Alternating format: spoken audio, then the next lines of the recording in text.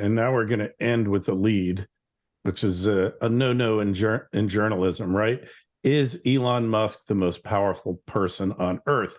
And let's just look at what's going on. Article today, the guy basically owns space, all right? Half of the satellites floating around up there were put up there by Musk.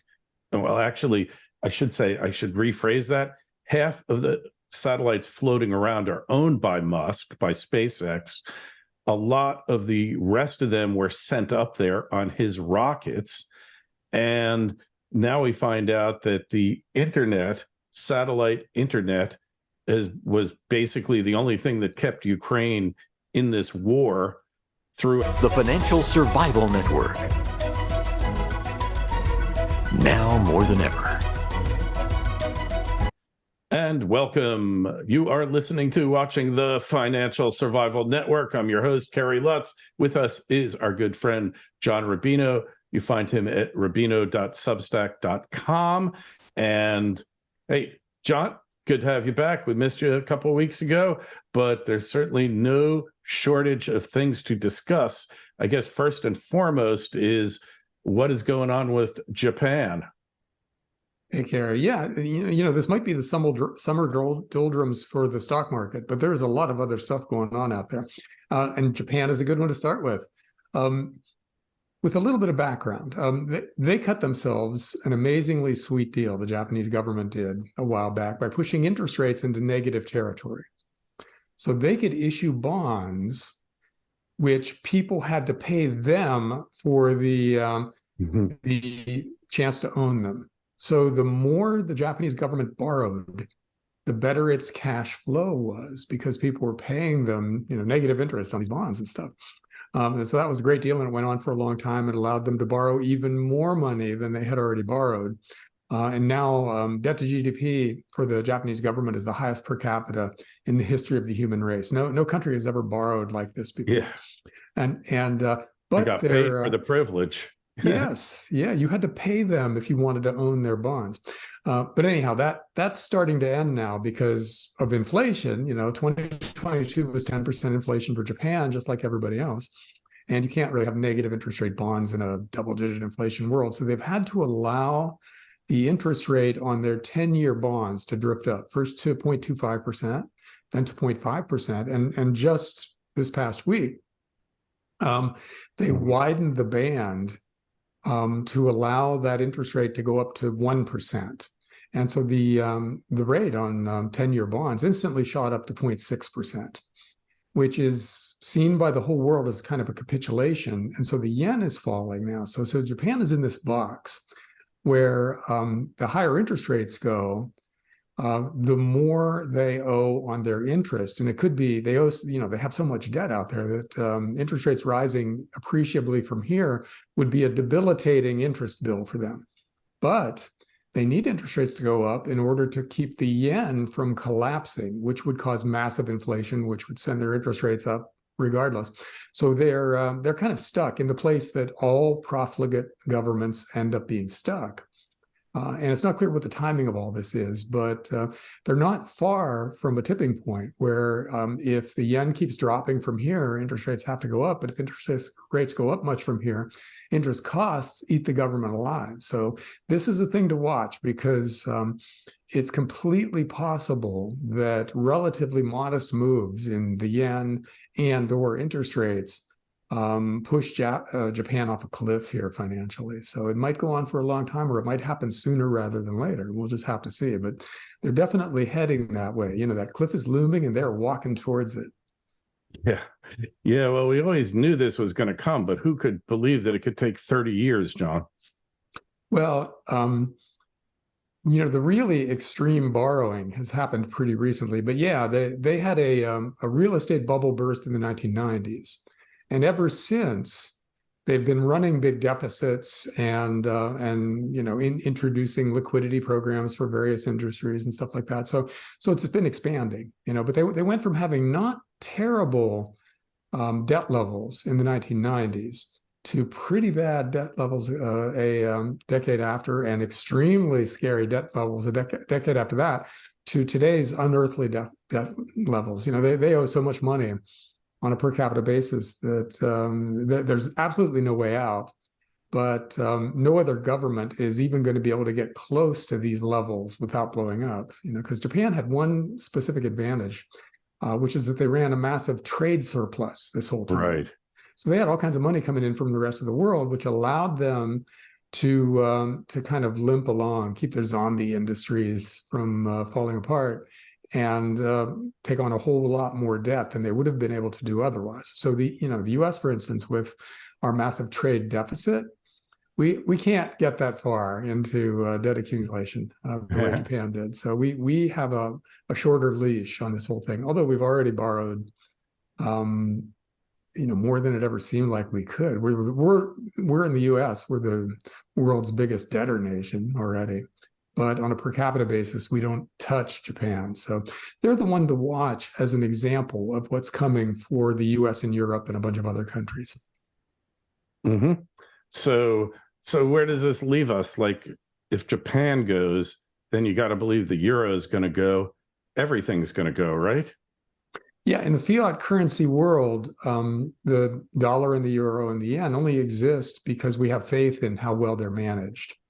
But you let one of them go, and then we start looking around and going, well, Europe's not that well managed either. Are they going to have the next crisis, or will it be the U.S.? Or does the U.S. have to start World War III in order to elevate the dollar? What's going to happen? But the process of looking around and going, what's next and who's next, won't be pleasant for the financial markets, because once people start looking, they find all kinds of problems out there. That's just kind of how human psychology works. And what you feel like are good times, you're able to overlook the bad stuff that's going on. But as soon as your mindset flips and you start thinking, well, it's bad times, then you notice bad things everywhere. The financial markets will do that after one of the big fiat currencies collapses.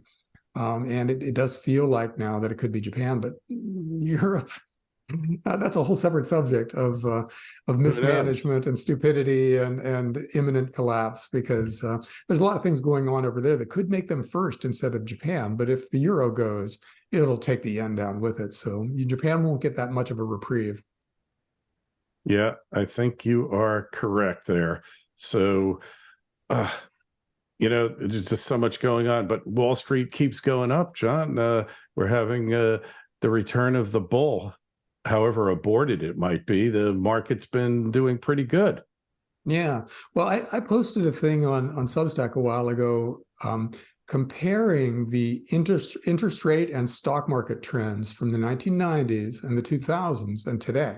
And what happened in those two previous booms, followed by big busts, was that the stock market started to go up and interest rates went up too, and then they went up in tandem for quite a while. In other words, stocks kept getting more and more richly priced, and interest rates kept getting higher and higher. And then it reached a point where high interest rates broke the economy and caused a big stock market crash. And so we're basically replicating that pattern. Interest rates are going up, stocks continue to rise, but there's a point at which interest rates will be high enough to choke off economic activity, which means lower corporate earnings, which means crashing stock prices. So that's all coming. And I think the reason why it hasn't come already, because interest rates are high enough now to theoretically do that. For instance, it's already choking off commercial real estate, and it's caused the housing market to basically be frozen, but it hasn't crashed the overall economy. And the reason for that is that we're running insanely high government deficits. People aren't paying attention to deficits anymore, but $2 trillion a year is not an unusual deficit for us right now. And so that's massive fiscal stimulus. So monetary policy is tightening, but fiscal policy is remaining extremely loose. And that's allowing the economy to continue to grow in the face of higher interest rates longer than it would be able to do otherwise. But there's a limit to that, because at some point, interest rates are high enough that you just can't justify borrowing anymore. It doesn't matter what the government's doing, whether they're subsidizing you a little bit or whether they're keeping taxes low or whatever. You just can't justify borrowing when your internal rate of return is below the cost of capital. And you get there when interest rates go up a little bit higher from here. So we're headed that way. And I think it's possible that commercial real estate is the thing that breaks first, but there's no way to know because there's lots of, they call this the everything bubble for a reason. There's a lot of bubblicious stuff going on out there. And any of it can burst at any time. And just when you thought it was safe to go to your ATM, we get another bank collapse.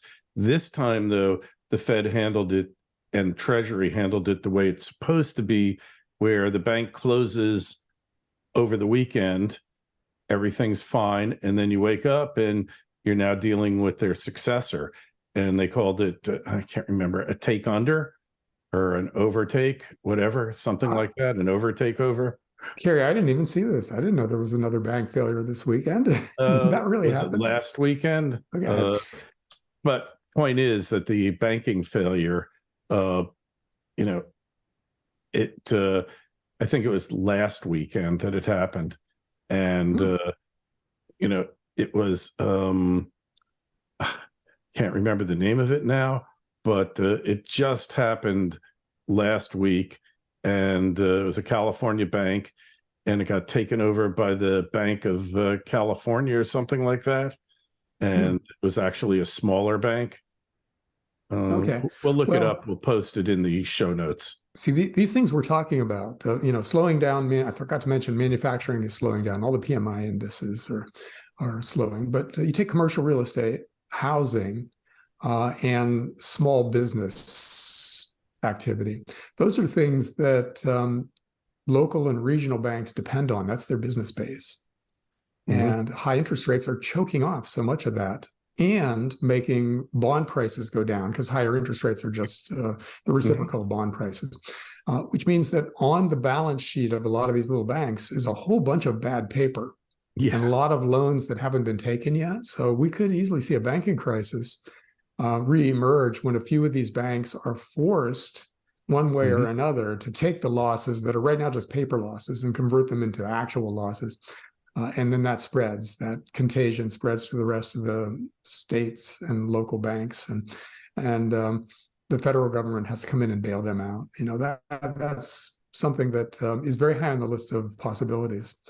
And that could be a domino that knocks down a lot of other dominoes because the small banks are so intertwined with everything else in the country that you can't have 100 small banks fail. No. And that could easily happen without it affecting the rest of the economy.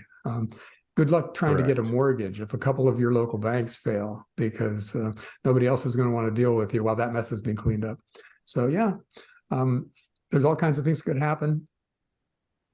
All of them are getting closer to a point at which they become a crisis. Instead of a looming problem, they become a here and now crisis.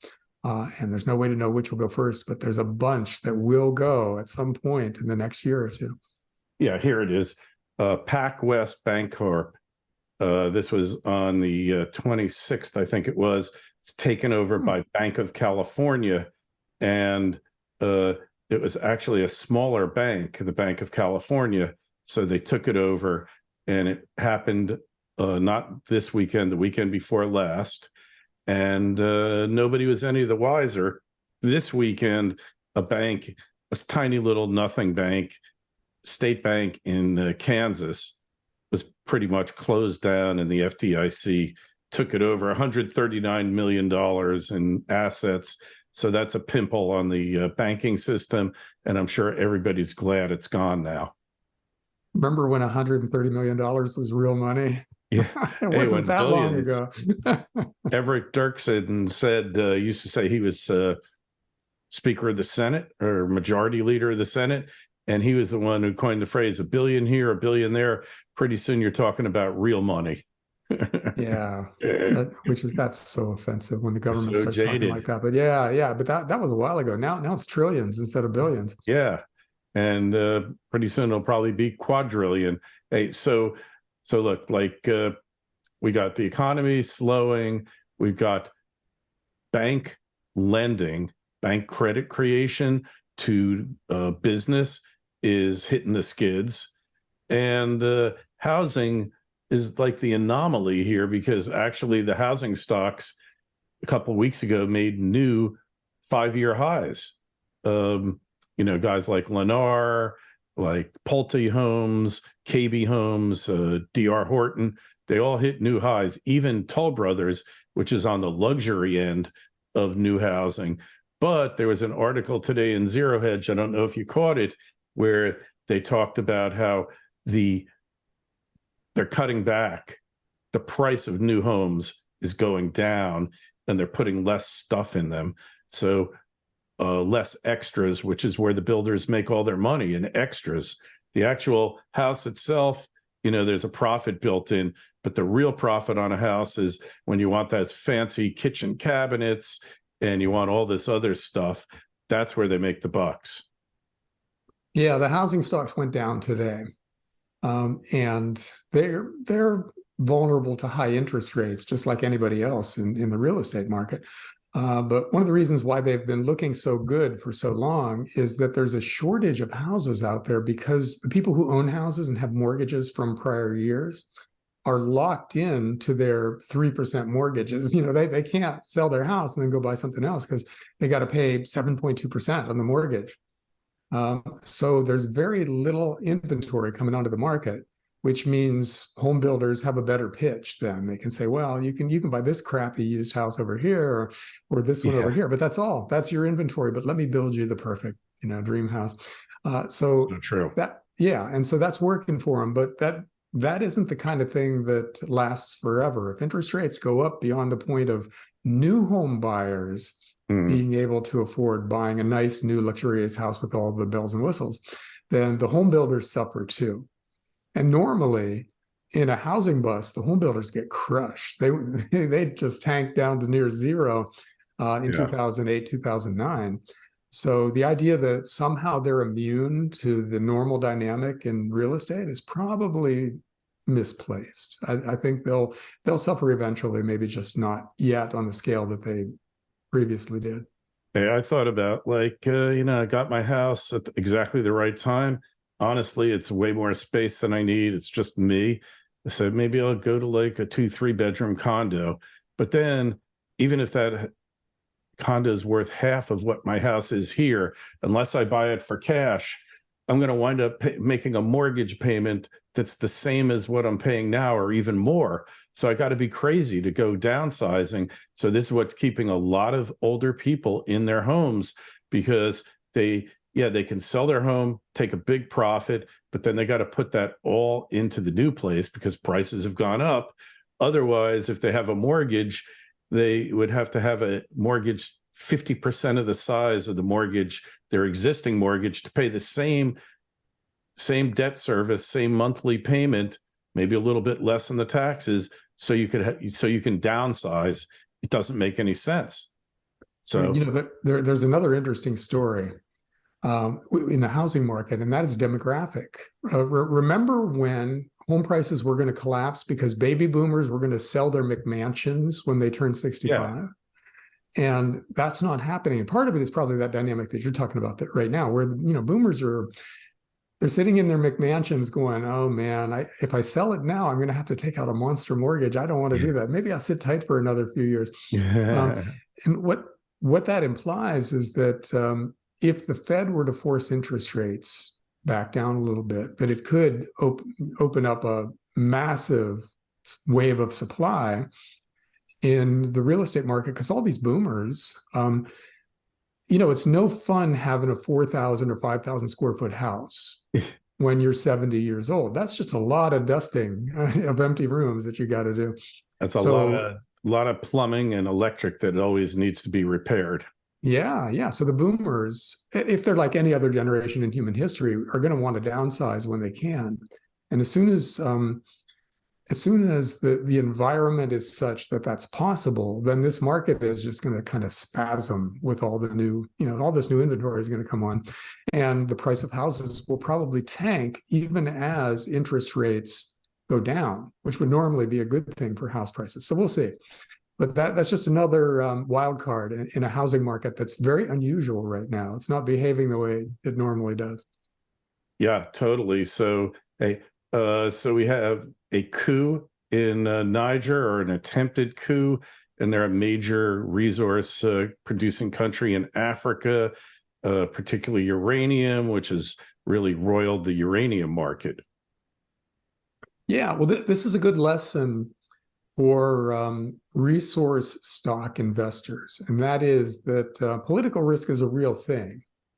A country or a company can have a great resource that looks like it's going to be super profitable, but in a place that has a coup or a civil war and any number of other things that fall under the political risk umbrella, and it screws up your market. And it also illustrates how companies that have resources in stable jurisdictions tend to respond very well to political risk in other places. Because if you look at the uranium stocks right now, most of them popped today. They're doing great because of this potential disruption in the uranium supply.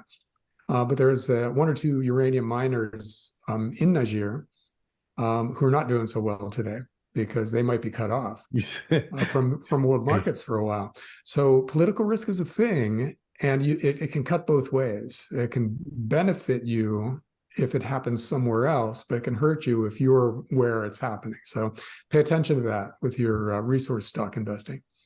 Hey, and let's not forget the new government might not look so favorably on the existing concessions, and they might just terminate them and say, all right, take us to the world court, or take us to whatever arbitration there is, and we're just going to bid it out to a new company. And maybe we'll do it to Uranium One, right?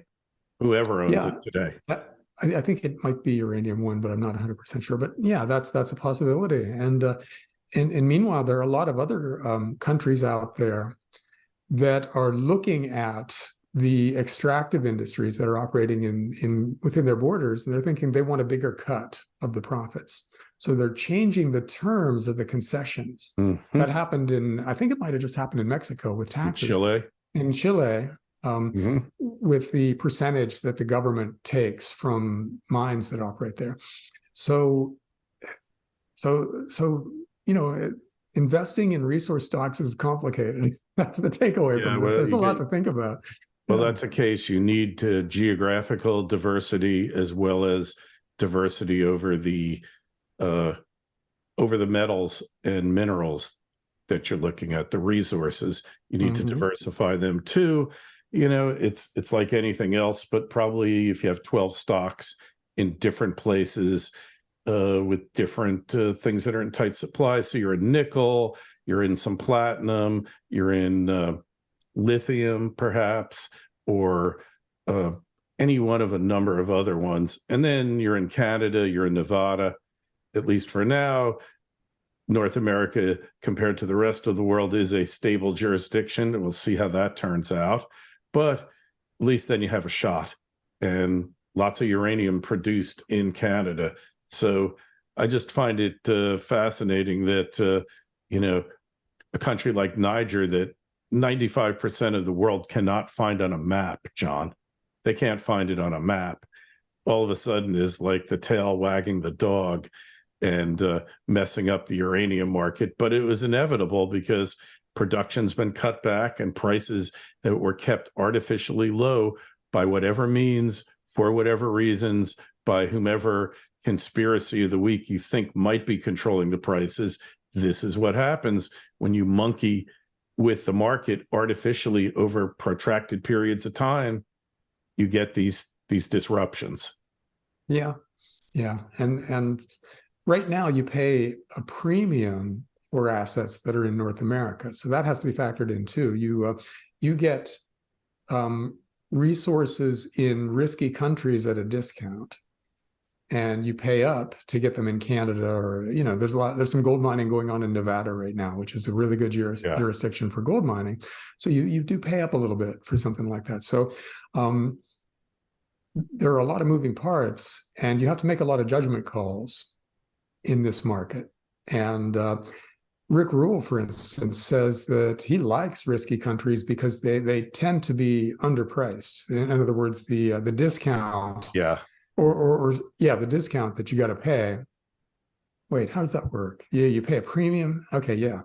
Yeah, Those you're stocks buying at a traded at a discount. discount. Yeah, you get it. Yeah, you're buying at a discount, and it's an attractive enough discount to make it worth his while. And he should know, Yeah, if Rick Rule says something about resource investing, you should take it yeah, as almost a guaranteed fact, you better. yeah. But we're seeing the downside of that now with the uranium thing in Africa.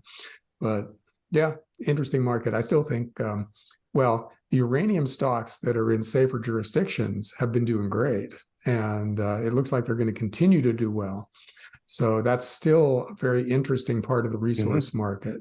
And I think any weakness in uranium stocks going forward should be a buying opportunity for people who understand that market. And today, while we're talking about it, the first new nuclear power plant went online in the United States in Georgia. I'm not Yeah. sure if it was the modular designed one or not. My friends actually worked on that and helped develop it. But first time in 20, 30 years, a new nuclear power plant has come onto the grid in the United States. Nuclear. I used to be opposed to nuclear power because it had an embedded risk where every 10 years a nuclear plant melts down, and then nobody wants to touch those stocks for the next 8 years. Yeah. But I've kind of changed my mind lately because nothing really seriously bad happened when you look back at those nuclear accidents. Chernobyl is the only one that was where there was a lot of lives lost. Fukushima, those Yeah, pretty messy. it's incredibly messy, Yeah. but nobody died. They're Yeah. gradually cleaning it up and everything. No one they So told us about anyway, right? yeah, no one they told us about. And when you put that against the incredible economics of nuclear power, it takes Mhm. a beer can size amount of uranium to basically power your life Yeah. for your lifetime. And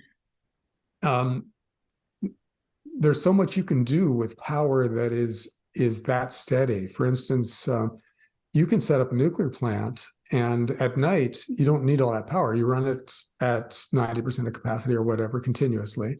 And at night, when nobody needs that power, you can mine Bitcoin. You can create hydrogen and then use the hydrogen to run cars, and then bypass the whole electric battery thing, which is an environmental nightmare. So there are a lot of upsides to nuclear that I think people are just beginning to grasp. And I think that as more and more people figure it out, it moves back into favor. And there's nowhere near enough uranium coming out of today's mines No. to satisfy the resulting demand. So uranium is one of those things where there's going to be panic buying at some point. And if it's whatever it is, $65 right now, Yeah. it Which still could go isn't to high 100 enough. or no, that's still not enough Not enough. to satisfy the next decade's demand. So it has to go up. And as long as there's not another Fukushima in the near term, a lot of countries are going to make the decision that, wow, wind power didn't work out as well as we thought it would. Natural gas is dangerous if we get it from Russia, or so let's do nuclear because we can control that. So I think that's the dynamic, and I think it's going to get bigger and bigger, barring that big accident that's out there. And it's going to be a really successful segment of the commodities investing universe for quite a while. All right. And now we're going to end with the lead, which is a no-no in journalism, right? Is Elon Musk the most powerful person on Earth? And let's just look at what's going on. Article today, the guy basically owns space. All right. Half of the satellites floating around up there were put up there by Musk. Well, actually, I should rephrase that. Half of the satellites floating around are owned by Musk, by SpaceX. A lot of the rest of them were sent up there on his rockets. And now we find out that the satellite internet, was basically the only thing that kept Ukraine in this war throughout the entire time, because it's just there was no other way to communicate. Their whole communications infrastructure was targeted by the Russians, blown up in day one of the war. And yet, because of Starlink, they're able to run all their drones, have military communications, and he's not within the control, at least in theory, of any particular country. It's up to him whether, if he says to Ukraine, you can have internet service, but I'm geofencing Crimea because we don't want to get involved in Crimea. What are they supposed to do? And there's multiple countries and boats and planes and everything else. All their internet connectivity comes down to Musk. So he owns the infrastructure for launching satellites. He owns the satellites for communication. And then he owns a little car company called Tesla, which appears to be, if not the most profitable car company. It is on the brink of becoming the dominant automaker in the world. He goes around making deals with India, with Indonesia, with China, and he kowtows to the shrine of Chairman Mao to keep good relations with China because half the production's there. The question, though, is he the most powerful person on Earth right now? He does seem to be, doesn't he? And as rich as he is, they don't necessarily count SpaceX in his net worth. And when that goes public, SpaceX, the owner of Starlink, yeah, that's going to be a really valuable company. So he's going to add another $50 billion or so to his net worth. Yeah. But this low orbit satellite internet thing, it wasn't that intuitively obvious to begin with, at least to most people, but I guess it was to Musk. But it's like the internet, because you can take out a big communication satellite, but if you take out 100 of his low Earth orbit tiny satellites, he'll just route around you. Yeah, because it's the same way the internet. If one node of the internet goes down, the signal still gets there. So it's very robust, and that makes it militarily really important. Now, at the same time that's happening, Jeff Bezos is doing the same thing. He's using his space company to put up a competitor of Starlink's. So, it's completely late to the game. Yeah, it could be. Too late. It could be that he was waiting to see what kind of beginner's mistakes Elon Musk would make, but it looks like he didn't make very many. So Bezos is definitely late to the game. But we could end up having some kind of a space war up there between private sector companies with their internet communications networks and stuff, because it wouldn't be hard to weaponize those things. Just like we were talking about with drones, a bunch of small satellites that where you don't care what happens to them, yes, can be very dangerous kamikaze weapons up there. Yeah, so we're entering a world where a lot of things that were inconceivable a few years ago are suddenly not science fiction anymore. That's just something that could possibly happen. And who would win, Jeff Bezos or Elon Musk? Hey, you don't even have to blow up the satellites. You just have to bang one into another one. They're very sensitive. You'll knock it out of operation. It's also the things tied in with the drone wars. So that, to me, of everything that's happened in Ukraine, all this nuclear saber rattling and all that, the drone wars are the most terrifying and significant advance in modern warfare. We already talked about how, all of the U.S. and Western military industrial entities, and there are many of them out there. A lot of them you don't even know who they are, but the big ones, Raytheon, you've got Boeing, obviously, Lockheed, a whole bunch of them. What we found out was that the whole thing that Russia was a threat during the Cold War, other than being a nuclear threat with missiles, is just totally false, because you see how their weapons have performed in every war since the Arab-Israeli War, 1972. Every time there's been a confrontation between U.S. Western military technology and Russian, Eastern military technology, they've been destroyed. So to me, like, this whole Ukraine war has just pointed up the fallacy of the Cold War, that it was just a psyop to get us to keep spending more and more money on this stuff. And now they're in their golden years of the military industrial complex, because all of the Russian arms, like in Ukraine now, everybody sent them their Russian arms. They're all destroyed. They're all laying out there. They're scrap. So now what we're going to see is the rearmament phase, and all of these military industrial entities are going to clean up on it, But getting back, the drone thing is kind of frightening.